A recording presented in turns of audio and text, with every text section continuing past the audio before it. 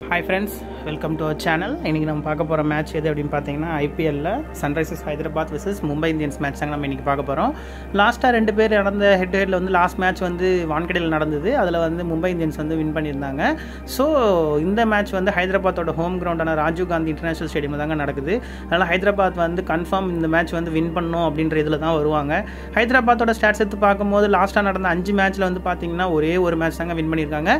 ஆனா மும்பை இந்தியன்ஸ் வந்து லாஸ்ட் 5 மேட்ச்ல பாத்தீங்கன்னா 2 மேட்ச் தான் தோத்துருக்காங்க. மிச்சம் 3 மேட்ச் வந்து கண்டினியூஸா வின் பண்ணியிருக்காங்க. அதுவும் இல்லாமல் அவங்க வின் பண்ணதும் இல்லாமல் பார்த்தீங்கன்னா அவங்களோட பவர் பிளேயர்ஸ் எல்லாருமே வந்து ஃபார்மில் வந்துட்டாங்க. லாஸ்ட் மேட்ச் சிஎஸ்கேக்கு அகேன்ஸ்டாக வந்து பார்த்தீங்கன்னா சூரியகுமார் யாதவும் ரோஹித் சர்மாவும் நின்று விளாஸ் எடுத்துட்டாங்க. அதனால் எல்லாருமே செம்ம ஃபார்மில் இருக்காங்க மும்பை இந்தியன்ஸை கம்பேர் பண்ணும்போது. சன்ரைசர்ஸ் ஹைதராபாத்தில் வந்து பார்த்தோம் அப்படின்னாக்கா இன்னும் அந்த டீம் வந்து லாஸ்ட் இயர் இருந்த அந்த ஃபார்ம் இன்னும் பிடிக்கலங்க. அதனால் அவங்க ரொம்ப ஸ்ட்ரகிள் ஆகிறாங்க. இந்த மேட்ச் வந்து பார்த்தீங்கன்னா கன்ஃபார்ம் 200% ஒரு ஹை ஸ்கோர் மேட்ச் தாங்க. எந்த 200 அடிக்க போகிற டீம் வின் பண்ண போகுதுன்னு தாங்க தெரியல. அந்த வகையில் பார்க்கும்போது இன்றைக்கான பிச் வந்து பார்த்தோன்னா தார் ரோடு பிச்சுங்க. அதனால் வந்து எல்லாரும் பேட்டிங்லேயே எடுங்க. ஏன்னா கன்ஃபார்ம் 200+ ஸ்கோர் தாங்க போகும். ஹெட் டு ஹெட் எடுத்துக்கிட்டோம் அப்படின்னு பார்த்தோம் அப்படின்னாக்கா இது வரைக்கும் லாஸ்ட் 5 வருஷத்தில் வந்து பார்த்தோம் அப்படின்னாக்கா 10 மேட்ச் மோதிருக்காங்க. எஸ்ஆர்ஹெச் 3 மேட்ச் வின் பண்ணியிருக்காங்க. மும்பை 7 மேட்ச் வின் பண்ணியிருக்காங்க. இந்த கிரவுண்டில் வந்து பார்த்தோம் அப்படின்னா இது வரைக்கும் 54 விக்கெட் லாஸ்ட் 5 வருஷத்தில் விழுந்திருக்குங்க.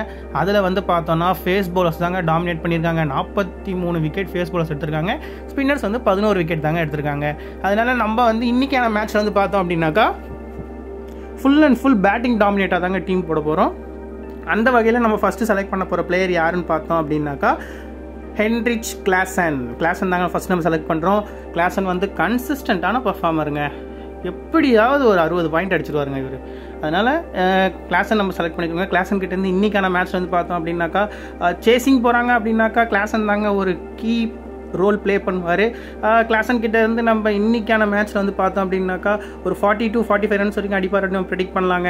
அடுத்து நம்ம எடுக்க போகிற பிளேயர் யாருன்னு பார்த்தோன்னா ரியான் ரிக்கல்டன் வந்து பார்த்தோம் அப்படின்னாக்கா நல்ல லாஸ்ட் 4 மேட்ச்சில் வந்து பார்த்தீங்கன்னா 3 மேட்ச் வந்து நல்ல கன்சிஸ்டன்டான பர்ஃபார்மன்ஸுங்க. நல்லா விளாண்டுட்டு இருக்காரு. கீப்பிங்லேயும் பார்த்தீங்கன்னா ஒரு 2 கேட்ச் எடுத்துடுறாரு.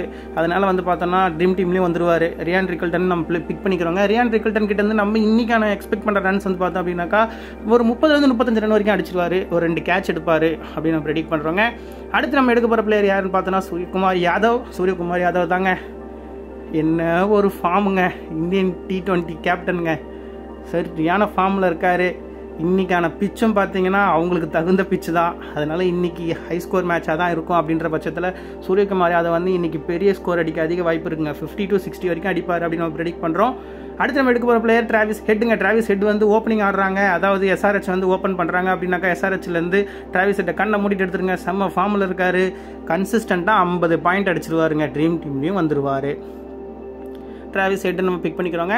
அடுத்து நம்ம எடுக்க போகிற பிளேயர் யாருன்னு பார்த்தோன்னா ரோஹித் சர்மா லாஸ்ட் மேட்ச் நல்ல ஃபார்ம் பண்ணி லாஸ்ட்டில் சிஎஸ்கே கிட்ட நல்ல ஒரு பர்ஃபார்மன்ஸ் காமிச்சிருந்தார். அந்த பர்ஃபார்மன்ஸ் வந்து இந்த மேட்சும் கண்டினியூ பண்ணுவார் அப்படின்னு நம்ம ப்ரெடிக்ட் பண்ணுறோங்க. அந்த வகையில் பார்க்கும்போது ரோஹித் சர்மா கிட்ட இன்றைக்கி நம்ம எதிர்பார்க்குற ரன்ஸ் வந்து பார்த்தோன்னா 30-35 ரன்ஸ் வரைக்கும் அடிச்சிருவார் அப்படின்னு ப்ரெடிக்ட் பண்ணுறோம். அடுத்து நம்ம எடுக்க போகிற பிளேயர் யாருன்னு பார்த்தோன்னா அபிஷேக் சர்மா வந்து பார்த்தோன்னா இந்த மேட்ச்சில் வந்து இன்றைக்கி அபிஷேக் சர்மாவுக்கு வந்து ஓவர் போடக்கூடிய வாய்ப்பும் இருக்குங்க. ஒரு 2 ஓவர் வரைக்கும் வச்சு தள்ள பார்ப்பாருங்க. அதனால் நம்ம வந்து அபிஷேக் சர்மாவை பிக் பண்ணுறோங்க. அபிஷேக் சர்மா கிட்டேருந்து இன்றைக்கி நம்ம எதிர்பார்க்குற ரன்ஸ் வந்து பார்த்தோம் அப்படின்னாக்கா இன்றைக்கி கன்ஃபார்ம் வந்து 50 அடிப்பார் அப்படின்னு நம்ம ப்ரெடிக்ட் பண்ணுறோங்க. அதுவும் இல்லாமல் ஓவரும் 2 ஓவர் வரைக்கும் போடுவார். ஒரு கேட்ச் எடுக்கும் அதிக வாய்ப்பு இருக்குது. ட்ரீம் டீமில் கன்ஃபார்ம் வந்துடுவார் அப்படின்னு நம்ம ப்ரெடிக்ட் பண்ணுறோம். அடுத்து நம்ம எடுக்க போகிற பிளேயர் யாருன்னு பார்த்தோன்னா ஹார்திக் பாண்டியா, மும்பை இந்தியன்ஸோட கேப்டன்.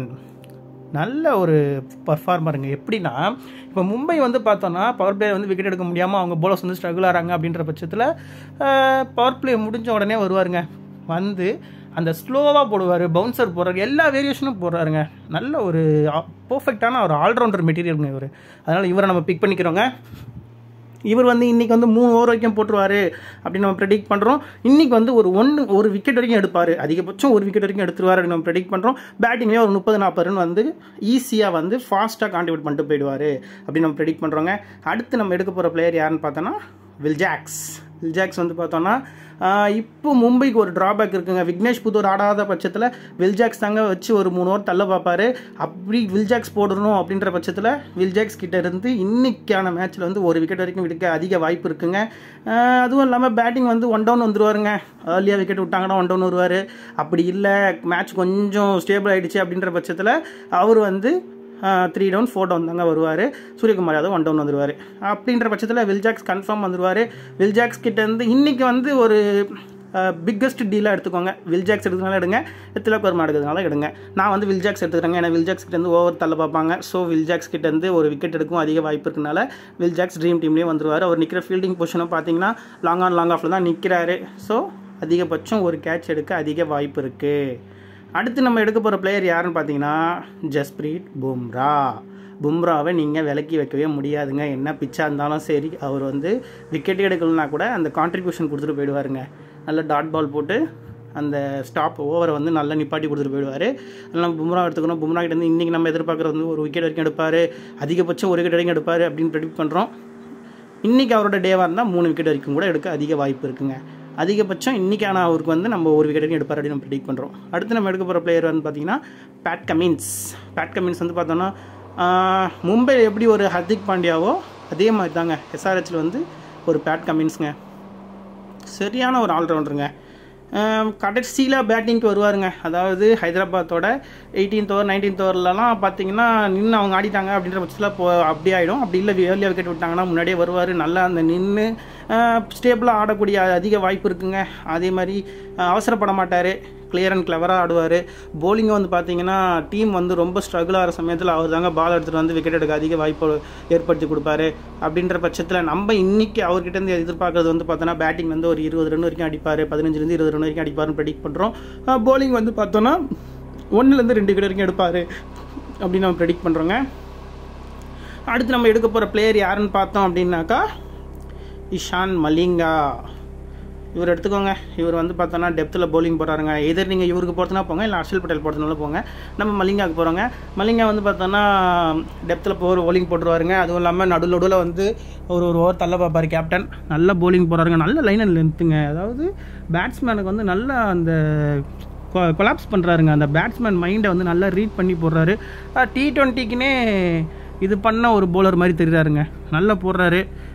இவர்கிட்டேருந்து நம்ம இன்றைக்கி எதிர்பார்க்குற ரன்ஸ் வந்து பார்த்தோம் அப்படின்னாக்கா இன்றைக்கி அதிகபட்சம் இவருக்கு பேட்டிங் வராது, போலிங் போடுன்ற பட்சத்தில் போலிங்லேருந்து ஒரு விக்கெட் வரைக்கும் எடுத்துருவார் அப்படின்னு நம்ம ப்ரெடிக்ட் பண்ணுறோங்க. 1லேருந்து 2 விக்கெட் வரைக்கும் இன்றைக்கி எடுக்க அதிக வாய்ப்பு இருக்குங்க இவர் சைடு. கிரவுண்டை வந்து பார்த்தோன்னா ரொம்ப பெரிய கிரவுண்ட்லாம் இல்லைங்க, சின்ன கிரவுண்ட் தான். அதனால் ஹைதராபாத் ஃபேன்ஸ்க்கு வந்து இன்றைக்கி ஒரு விஷுவல் ட்ரீட்டாக இருக்குங்க மேட்ச்சு. அப்படின்ற பட்சத்தில் நம்ம இன்றைக்கி கேப்டன் வைஸ் யாருக்கு போகிறோம் அப்படின்னாக்கா கேப்டன் வந்து நம்ம சூரியகுமார் யாதவுக்கு போகிறோங்க. வைஸ் கேப்டன் வந்து பேட் கமின்ஸ்க்கு போகிறோங்க. இதுதாங்க இன்றைக்கி நம்ம எடுத்துருக்க டீம். இன்றைக்கான காம்பினேஷன் வந்து பார்த்தீங்கன்னா 5 to 6 காம்பினேஷன் தாங்க போட்டிருக்கோம். இதில் வந்து பார்த்தோம் அப்படின்னாக்கா விக்கெட் கீப்பர்லேருந்து கிளாசன் ரிக்கல்டன், பேட்டர்ஸ்லேருந்து சூரியகுமார் யாதவ், டிராவிஸ் ஹெட், ரோஹித் சர்மா, ஆல்ரவுண்டர்லேருந்து அபிஷேக் சர்மா, ஹர்திக் பாண்டியா, வில்ஜாக்ஸ், பவுலர்ஸ்லேருந்து ஜஸ்பிரீத் பும்ரா, பேட் கமின்ஸ், இஷான் மலிங்கா. இதுதாங்க ஒரு டீமு. இது இல்லாமல் நம்ம இன்னொரு டீம் வந்து நம்ம க்ரியேட் பண்ணுற மாதிரி ஒரு ஐடியாவில் இருக்கோங்க. இன்னொரு டீம் வந்து பார்த்தோம் அப்படின்னாக்கா இதில் இருந்து இல்லாமல் ஃபஸ்ட் ஆஃபில், அதாவது ஐபிஎல் நடக்கும்போது ஃபஸ்ட் ஆஃபில் ஃபார்மில் இருந்த ஒரு பிளேயர்ஸ் வச்சு நம்ம ஒரு டீம் ஒன்று க்ரியேட் பண்ணுறோங்க.